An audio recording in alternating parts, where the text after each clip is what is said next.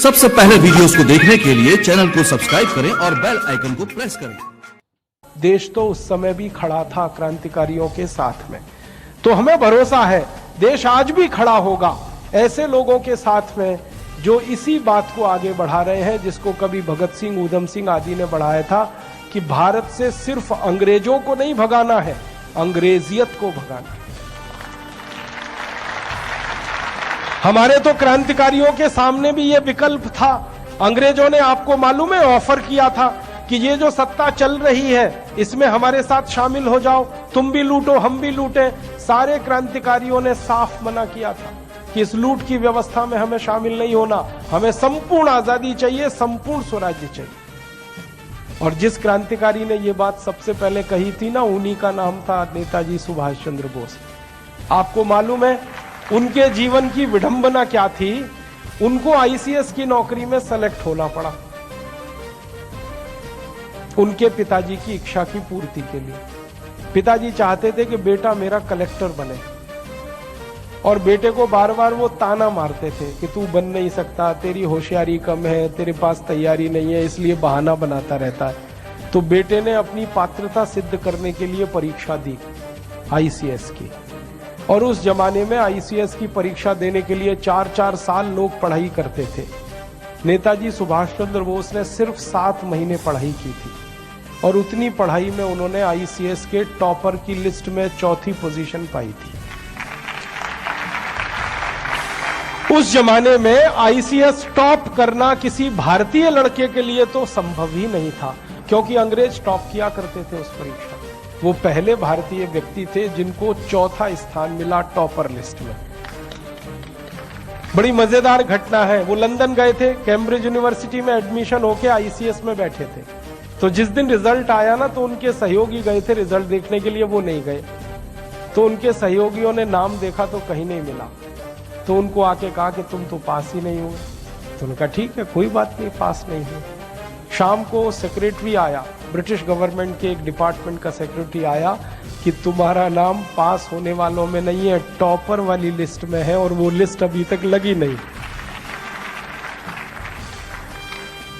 अब सुभाष चंद्र बोस को दुविधा हो गई कि मैं तो आईसीएस हो गया, अब मुझे कलेक्टर होना पड़ेगा, कलेक्टर माने लूटना पड़ेगा, लूट का कुछ हिस्सा अंग्रेजों को देना पड़ेगा। तो उनके मन में यह घमासान शुरू हुआ कि मैं इस लूट में शामिल हो जाऊं या लूट की व्यवस्था के बाहर निकलकर देश के लिए काम करूं। अंत में उनके दिल ने कहा कि तुमको तो लूट में शामिल होना नहीं है, क्योंकि तुम्हारा जन्म इसके लिए हुआ नहीं है। उन्होंने नौकरी को रिजाइन किया।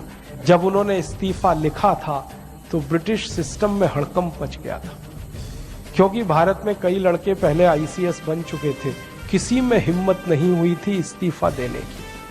उन्होंने दिया, और इस्तीफे में जब उन्होंने लिखा तो यही लिखा था कि इस तंत्र में मैं शामिल इसलिए नहीं हो सकता कि मेरी भारत माता की लूट के लिए ये तंत्र बना है, और मैं मेरे देश को लूटूं ये मेरा दिल मुझे गवाही नहीं देता, मैं इसलिए छोड़ रहा हूं। रिजाइन किया, बोरिया बिस्तर समेट के भारत वापस आ गए।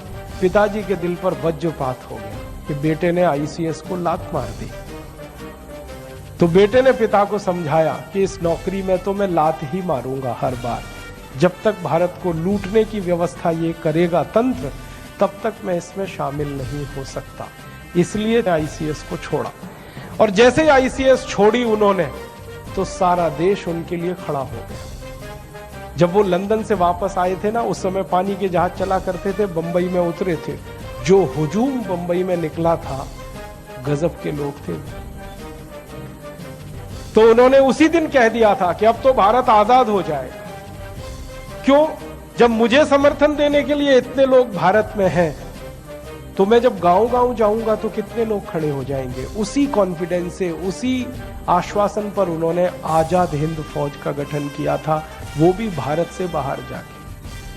और जब फौज बनाई थी तो माताओं ने अपने मंगल सूत्र उतार के उनको दान किए। एक माँ उनके पास आई थी अपने अंधे बेटे को लेके कि इसको फौज में ले लो। तो उन्होंने कहा इसको तो दिखाई नहीं देता। तो बेटे ने क्या कहा कि दिखाई तो नहीं देता, लेकिन आपकी फौज में आ जाऊंगा तो दुश्मन की एक गोली तो कम कर ही दूंगा।